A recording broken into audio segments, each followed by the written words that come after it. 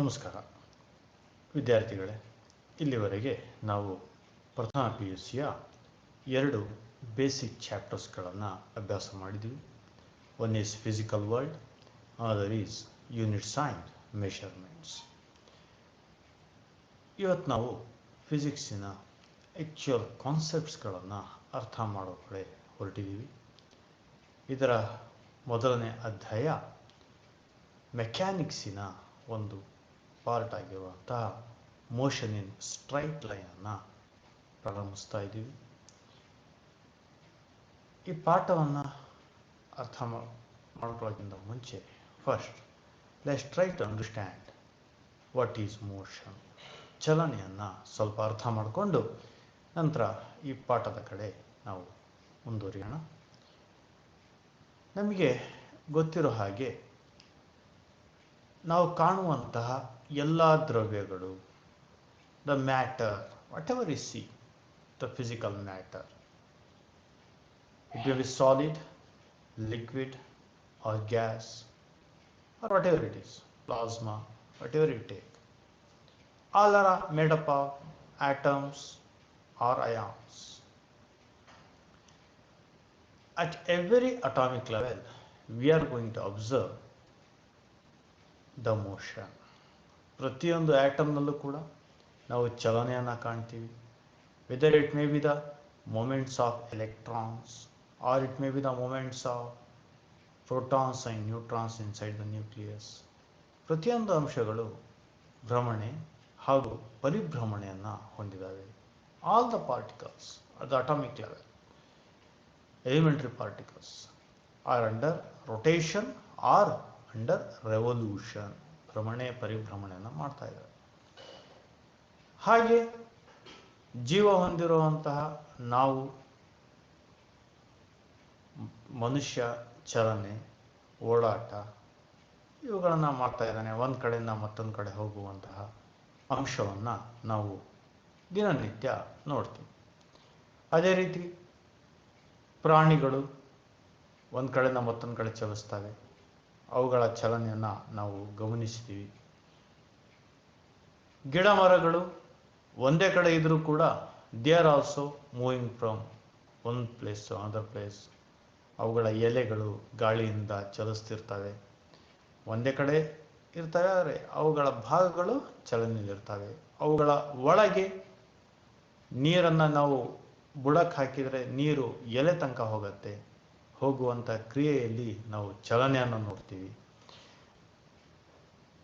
ಮನುಷ್ಯ ಅಥವಾ ಪ್ರಾಣಿಗಳು ರಾತ್ರಿ ಮಲಗಿದ್ದೀವಿ, ನಾವು ರೆಸ್ಟಲ್ಲಿದ್ದೀವಿ ಅಂತ ನಮಗೆ ಕಾಣಿಸುತ್ತೆ. ಆದರೆ ನಮ್ಮ ದೇಹದಲ್ಲಿರುವಂತಹ ಯಾವುದೇ ಅಂಶ ರೆಸ್ಟಲ್ಲಿ ಕಾಣಿಸೋದಿಲ್ಲ. ಹೃದಯ ಹಾಗೂ ಶ್ವಾಸಕೋಶಗಳು, hearts and lungs are under continuous, they are under motion. 24 ಗಂಟೆಗಳ ಕಾಲ ಅವು ಚಲನೆಯನ್ನು ಹೊಂದಿರ್ತವೆ. ಈ ಹಾರ್ಟ್ನಿಂದ ಪಂಪ್ ಆಗುವಂಥ ಬ್ಲಡ್ ದೇಹದ ರಕ್ತನಾಳಗಳಿಂದ 24 ಗಂಟೆಗಳ ಕಾಲ ಚಲಿಸ್ತಾ ಇರುತ್ತೆ. ಇವು ಚಲನೆ ನಿಲ್ಲಿಸಿದೆ ಅಂದರೆ ಮನುಷ್ಯ ನಿಜವಾದ ರೆಸ್ಟಿಗೆ ಹೋಗಿರ್ತಾನೆ, ಅಂದರೆ ಸಾವನ್ನು ಕಂಡಿರ್ತಾನೆ. Therefore, due to this heartbeat, we are going to observe the circulation of blood in the human body. ಮನುಷ್ಯನ ದೇಹದಲ್ಲಿ ಚಲನೆಯನ್ನು ಕಾಣ್ತೀವಿ. ಅಂದರೆ ಮನುಷ್ಯ ಮಲಗಿದ್ರೂ ಕೂಡ ಅವನ ದೇಹದಲ್ಲಿ ಚಲನೆ ಹೊಂದಿರುತ್ತೆ. ಹಾಗೆ ನಾವು ನಮ್ಮ ಭೂಮಿಯನ್ನು ಗಮನಿಸಿದರೆ, ಭೂಮಿ ತನ್ನ ಅಕ್ಷದಲ್ಲೇ ಭ್ರಮಣೆಯನ್ನು ಮಾಡ್ತಾ ಇದೆ. It is we are observing days and night. ಹಗಲು ಮತ್ತು ರಾತ್ರಿ ಆಗೋದಕ್ಕೆ ಕಾರಣ ಭೂಮಿಯ ಭ್ರಮಣೆ. ಹಾಗೆ ಇದು ಭ್ರಮಣೆಯೊಂದಿಗೆ ತನ್ನ ಸುತ್ತ ಒಂದು ಉಪಗ್ರಹವನ್ನು ಇಟ್ಕೊಂಡು ಆ ಉಪಗ್ರಹನೂ ಕೂಡ ಭ್ರಮಣೆ ಹಾಗೂ ಪರಿಭ್ರಮಣೆಯನ್ನು ಮಾಡ್ತಾ ಇದೆ. ಯಾವುದು ಉಪಗ್ರಹ? ಚಂದ್ರ. ಚಂದ್ರನೂ ಕೂಡ ಭೂಮಿಯ ಸುತ್ತ ಭ್ರಮಣೆನೂ ಮಾಡ್ತಾ ಇದೆ, ಪರಿಭ್ರಮಣೆನೂ ಮಾಡ್ತಾ ಇದೆ. ಸುಮಾರು 27.3 ಇದು ಒಂದು ಭ್ರಮಣೆ ಹಾಗೂ ಒಂದು ಪರಿಭ್ರಮಣೆಯನ್ನು ಮಾಡುತ್ತೆ. ಈ ಭೂಮಿ ಚಂದ್ರನನ್ನು ಹೊತ್ಕೊಂಡು ಸೂರ್ಯನ ಸುತ್ತ ಪರಿಭ್ರಮಣೆಯನ್ನು ಮಾಡ್ತಾ ಇದೆ. The earth is revolving around the sun.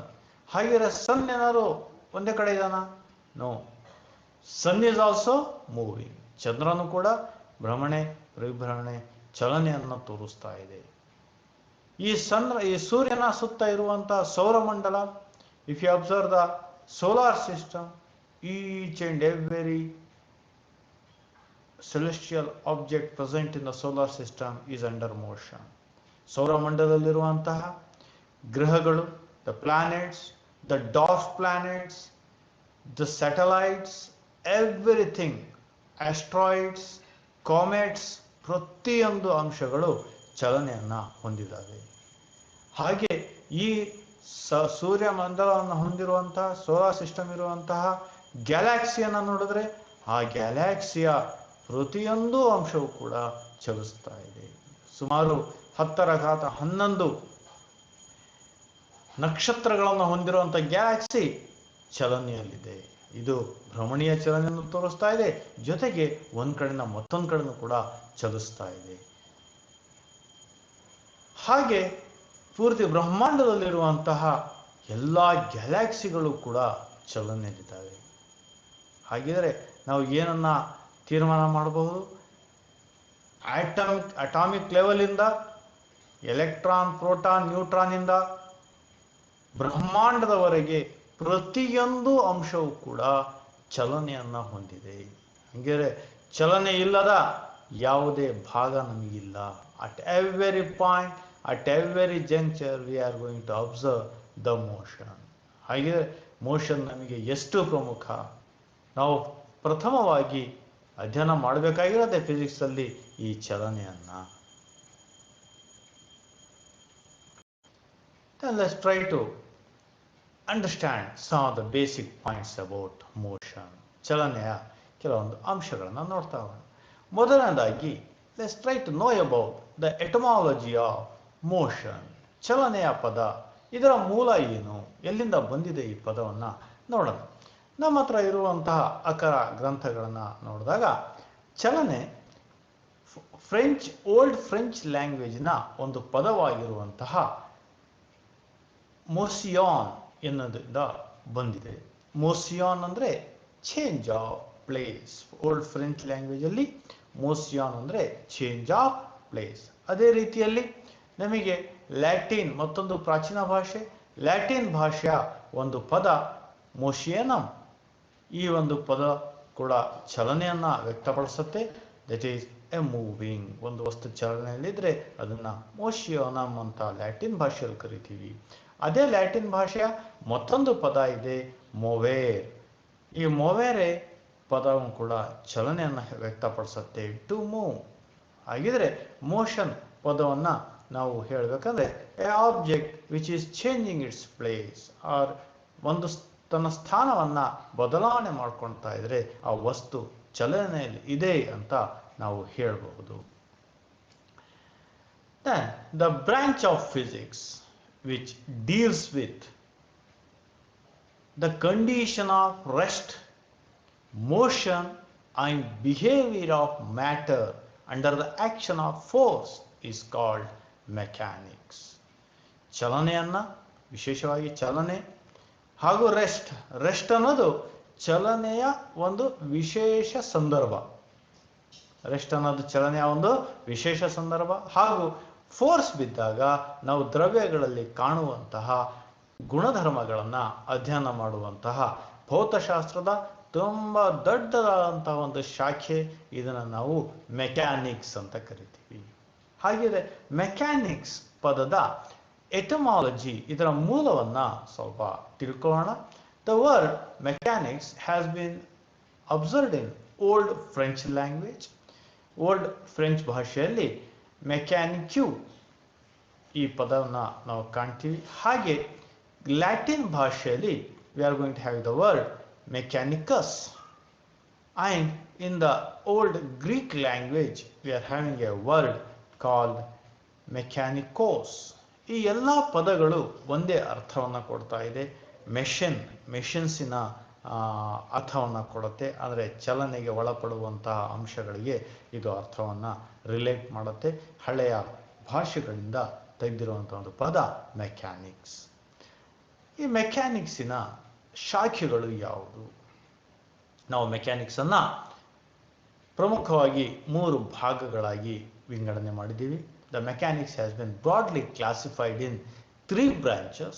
Let's try to know about those 3 branches. The first branch we call it as statics. Then what is statics? ಆ ಪದಾನೇ ಹೇಳ್ತಾ ಇದೆ statics, the object which is at rest. Rest ಅಂದ್ರೆ ಏನು? The study of behaviour of matter under state of rest or equilibrium of bodies, even they are under the action of several forces, is called statics. ಏನಿದು ಸ್ವಲ್ಪ ಅರ್ಥ ಮಾಡ್ಕೊಳ್ಳೋಣ. ಒಂದು ವಸ್ತು ಬಲಗಳ ಪ್ರಯೋಗ ಆದ ಮೇಲೂ ಕೂಡ ರೆಸ್ಟಲ್ಲಿದೆ ಅಥವಾ ಈಕ್ವಿಲಿಬ್ರಿಯಂ ಸ್ಟೇಜಲ್ಲಿದೆ, ಸಮತೋಲನೆಯಲ್ಲಿದೆ, ಆ ಸಂದರ್ಭವನ್ನು ಅವುಗಳನ್ನು ಅಧ್ಯಯನ ಮಾಡುವಂಥ ಮೆಕ್ಯಾನಿಕ್ಸ್ನ ಒಂದು ಶಾಖೆಯನ್ನು ಸ್ಟ್ಯಾಟಿಕ್ಸ್ ಅಂತ ಕರಿತೀವಿ. ಇದನ್ನು ಮುಂದೆ ನಾವು ಸುದೀರ್ಘವಾಗಿ ಅಭ್ಯಾಸ ಮಾಡ್ತೀವಿ. ಇಮ್ಯಾಜಿನ್ ಒಂದು ದೊಡ್ಡ ಕಲ್ಲಿದೆ, ಇದರ ಮೇಲೆ ನಾವು ಬಲ ಪ್ರಯೋಗವನ್ನು ಮಾಡ್ತಾ ಇದ್ದೀವಿ.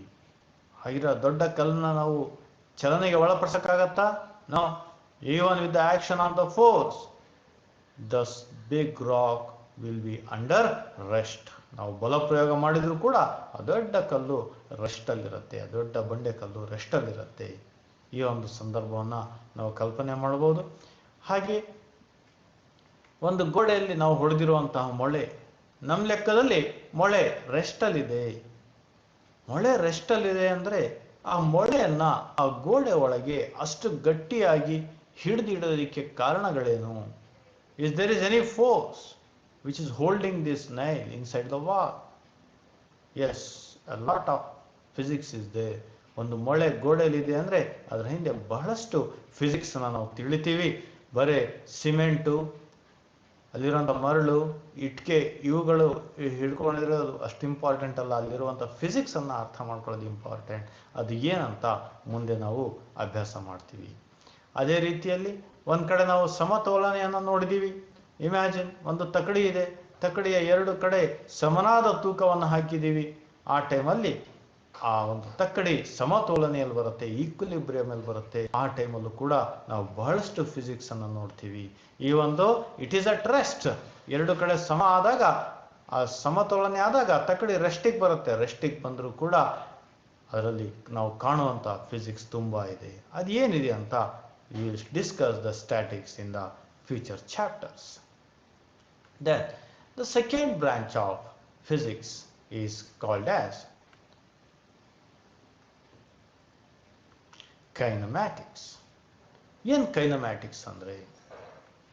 A branch of mechanics concerned with the measurement and precise description of motion without going into the cause of motion is called kinematics. Kinematics andre is a branch of mechanics which deals with, which studies the motion. ಚಲನೆಯನ್ನು ಅಧ್ಯಯನ ಮಾಡುತ್ತೆ, ಚಲನೆಯಲ್ಲಿರುವಂಥ ಅಳತೆಗಳನ್ನು ಹೇಳುತ್ತೆ, ಚಲನೆಯಲ್ಲಿರುವಂಥ ನಿಖರವಾದಂಥ ವ್ಯಾಖ್ಯಾನಗಳನ್ನು ಕೊಡುತ್ತೆ. ಆದರೆ ಚಲನೆಯ ಮೂಲ ಏನು ಅನ್ನೋದನ್ನು ಗಣನೆಗೆ ತೆಗೆದುಕೊಳ್ಳೋದಿಲ್ಲ. We are not going to bother what causing the motion, what is the reason of motion, ಚಲನೆಗೆ ಕಾರಣ ಏನು, ಚಲನೆ ಯಾಕೆ ಆಗ್ತಾ ಇದೆ ಅನ್ನೋದನ್ನು ಗಣನೆಗೆ ತೆಗೆದುಕೊಳ್ಳದೆ ನಾವು ಅಧ್ಯಯನ ಮಾಡುವಂತಹ ಭಾಗವನ್ನು, ಮೆಕ್ಯಾನಿಕ್ಸಿನ ಬ್ರಾಂಚನ್ನು we call it as kinematics. ಮೊದಲ 2 ಅಧ್ಯಾಯಗಳ ಮೆಕ್ಯಾನಿಕ್ಸಲ್ಲಿ ನಾವು ಏನು ಓದ್ತೀವೋ ಅವು ಕೈನಮ್ಯಾಟಿಕ್ಸಿಂದ ಆಗಿರುತ್ತೆ. ಇಲ್ಲಿ ನಮಗೆ ಚಲನೆಗೆ ಕಾರಣ ಮುಖ್ಯ ಅಲ್ಲ, ಚಲನೆ ಆಗ್ತಿರೋದು ಮುಖ್ಯ. ಚಲನೆ ಆದಾಗ ಯಾವ ಯಾವ ಅಂಶಗಳಿದ್ದಾವೆ ಅದನ್ನು ನಾವು ತಿಳ್ಕೊಳ್ಳೋದಕ್ಕೆ ಪ್ರಯತ್ನವನ್ನು ಮಾಡ್ತೀವಿ. Then the branch of mechanics which concerned with the motion without going into the cause of motion. ಚಲನೆಗೆ ಮೂಲ, ಚಲನೆಗೆ ಕಾರಣವನ್ನು ನಾವು ತಲೆ ಕೆಡಿಸ್ಕೊಳ್ಳದೆ, ಅದನ್ನು ಗಣನೆಗೆ ತೆಗೆದುಕೊಳ್ಳದೆ ನಾವು ಅಧ್ಯಯನ ಮಾಡುವಂತಹ ಮೆಕ್ಯಾನಿಕ್ಸಿನ ಶಾಖೆಯನ್ನು V call it as kinematics. Then the third branch of physics, that is called as dynamics. The study of behavior of matter under the action of force that produces motion or change in motion is called as dynamics. ಒಂದು ವಸ್ತುವಿನ ಚಲನೆ ಅಥವಾ ವಸ್ತುವಿನ ಚಲನೆಯಲ್ಲಿ ಬದಲಾವಣೆಯನ್ನು ಉಂಟು ಮಾಡುವಂತಹ ಸಂದರ್ಭ ಯಾವಾಗ ಕೈನಮ್ಯಾಟಿಕ್ಸ್ ಅಲ್ಲಿ ನಾವು ಕಾರಣವನ್ನ ಗಣನೆಗೆ ತೆಗೆದುಕೊಂಡಿರಲಿಲ್ಲ, but we are going to give importance the reason of motion, the cause of motion, that is the force. ಬಲ ಬಿದ್ದಾಗ ಬಲದಿಂದಾಗಿ ಒಂದು ವಸ್ತುವಿನಲ್ಲಿ ಉಂಟಾದಂತಹ ಚಲನೆ ಅಥವಾ ಚಲನೆಯಲ್ಲಾದಂತಹ ಬದಲಾವಣೆಗಳನ್ನು ಅಧ್ಯಯನ ಮಾಡುವಂತಹ ಮೆಕ್ಯಾನಿಕ್ಸಿನ ಶಾಖೆಯನ್ನ ಡೈನಾಮಿಕ್ಸ್ ಅಂತ ಕರಿತೀವಿ. This dynamics is very important. ನೀವು ಡೈನಾಮಿಕ್ಸ್ನ ಕೆಲವೊಂದು ಅಂಶಗಳನ್ನು ಈಗಾಗಲೇ ತಿಳ್ಕೊಂಡಿದ್ದೀರಾ. ಇಲ್ಲೂ ಕೂಡ ನಾವು ಸುದೀರ್ಘವಾಗಿ ಮುಂದೆ ತಿಳಿತೀವಿ. ವಿಶೇಷವಾಗಿ ಚಲನೆಯ ನಿಯಮಗಳು, ನ್ಯೂಟನ್ ಕೊಟ್ಟಂಥ ಚಲನೆಯ ನಿಯಮಗಳು, ಇವು ಮೂಲಭೂತವಾಗಿ ಡೈನಾಮಿಕ್ಸಿಂದ ಬರುವಂತಹ ಲಾಗಳು. ಅದೇ ರೀತಿ ನೀವು ಘರ್ಷಣೆ, ಫ್ರಿಕ್ಷನ್ ಅನ್ನು ಓದಿದ್ದೀರಾ, ವೇಟ್ ಅನ್ನೋದನ್ನು ಓದಿದ್ದೀರಾ. ಇವು ಎಲ್ಲವೂ ಕೂಡ ನನಗೆ ಡೈನಾಮಿಕ್ಸ್ ಅಲ್ಲಿ ಅಭ್ಯಾಸ ಮಾಡ್ತೀವಿ. ಡೈನಾಮಿಕ್ಸಿನ ಬಹಳಷ್ಟು ವಿಷಯಗಳನ್ನು ನಾವು ಮುಂದೆ ಅಭ್ಯಾಸವನ್ನು ಮಾಡಲಿದ್ದೇವೆ. Now let's go with the classification of motion. Motion is broadly classified in 3 types. First one is translatory motion. ಏನು ಟ್ರಾನ್ಸ್ಲೇಟರಿ ಮೋಷನ್ ಅಂದರೆ a rigid body is said to be translatory motion when it moves such that all the particles of the body moves along straight line and they have same direction of motion. ಒಂದು ವಸ್ತು ಒಂದು ಕಡೆಯಿಂದ ಮತ್ತೊಂದು ಕಡೆಗೆ ತನ್ನ ಸ್ಥಿತಿಯನ್ನು ಬದಲಾವಣೆ ಮಾಡಿದಾಗ ಆ ರೀತಿಯ ಚಲನೆಯನ್ನ ಟ್ರಾನ್ಸ್ಲೇಟರಿ ಮೋಷನ್ ಅಂತೀವಿ. ಹಾಗೂ ಒಂದೇ ದಿಕ್ಕಲ್ಲಿ ಅದು ಚಲನೆಯನ್ನ ಮಾಡಬೇಕು, ಆ ರೀತಿಯ ಚಲನೆಯನ್ನ we call it as translatory motion. ಒಂದು ವಸ್ತು ಒಂದು ಕಡೆಯಿಂದ ಮತ್ತೊಂದು ಕಡೆಗೆ ಸ್ಥಾನವನ್ನು ಬದಲಾವಣೆ ಮಾಡ್ಕೊಳ್ಳೋದನ್ನ ನಾವು ಟ್ರಾನ್ಸ್ಲೇಟರಿ ಮೋಷನ್ ಅಂತ ಕರಿತೀವಿ. Then the second type is called as rotatory motion. ಭ್ರಮಣೀಯ ಚಲನೆ.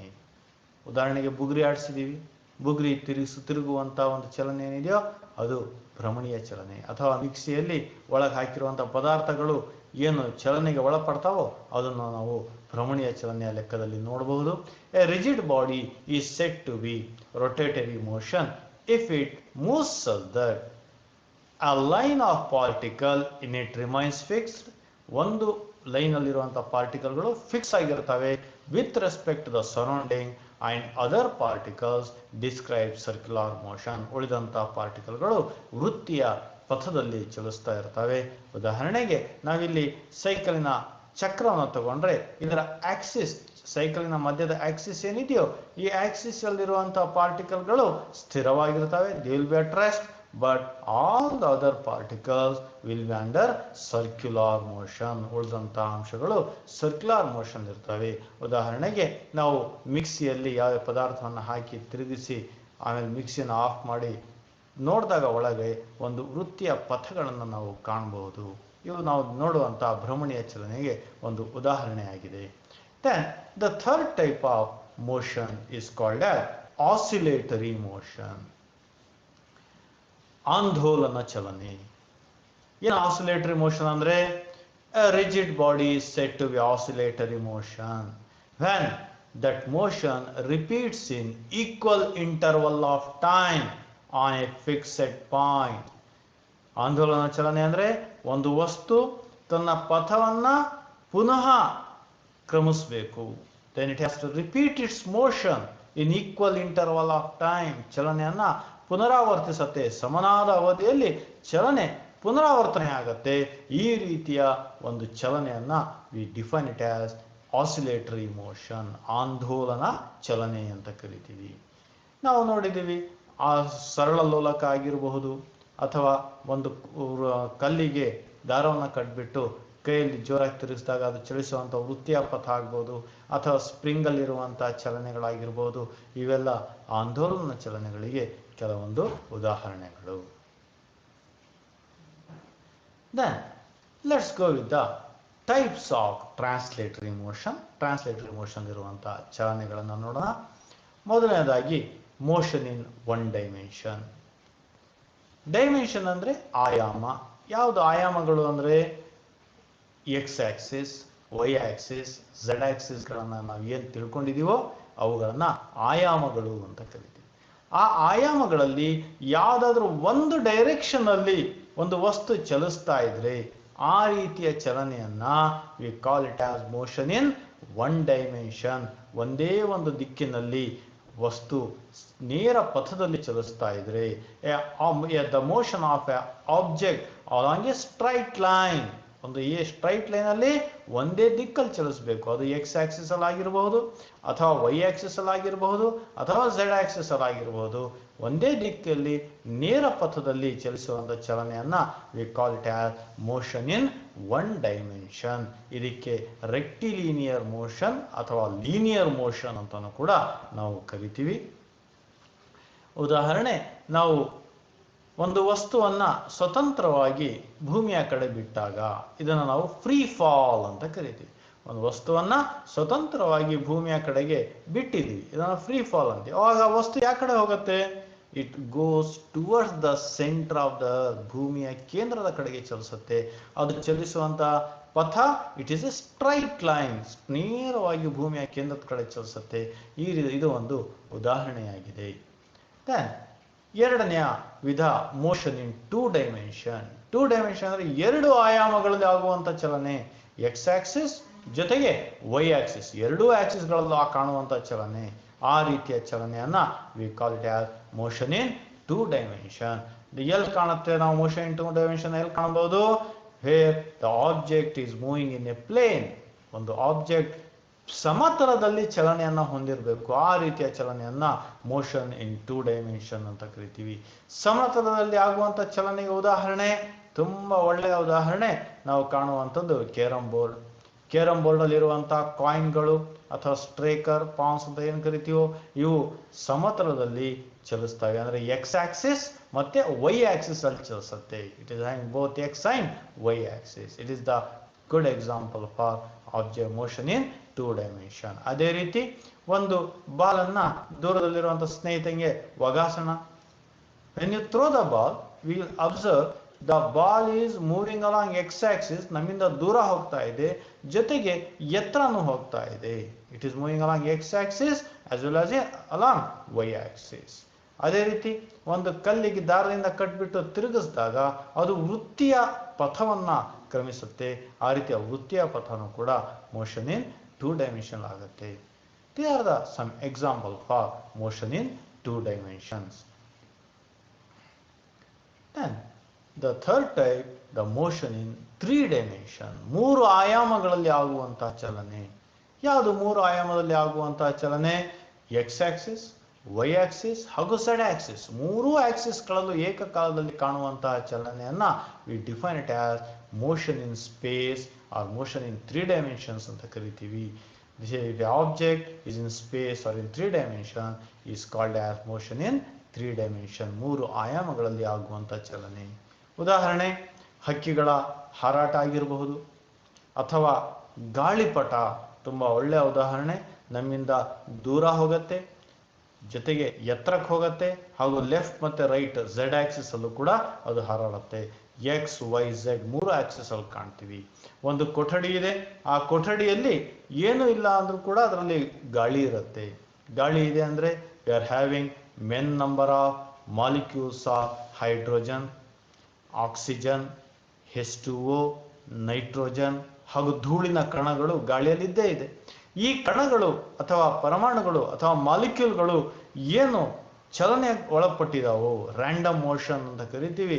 ಈ ಗಾಳಿಯಲ್ಲಿರುವಂತಹ ಈ ಪಾರ್ಟಿಕಲ್ಗಳು ಮಾಲಿಕ್ಯೂಲ್ಗಳು ಮಾಡುವಂತಹ ಚಲನೆ ಏನಿದೆಯೋ this is one A good example for motion in three dimension. ಮೂರು ಆಯಾಮಗಳ ಚಲನೆಗೆ ಒಳ್ಳೆಯ ಉದಾಹರಣೆ. ಅವುಗಳನ್ನು ನಾವು ಮುಂದಿನ ಪಾಠಗಳಲ್ಲಿ ಇವುಗಳನ್ನು ಓದ್ತೀವಿ.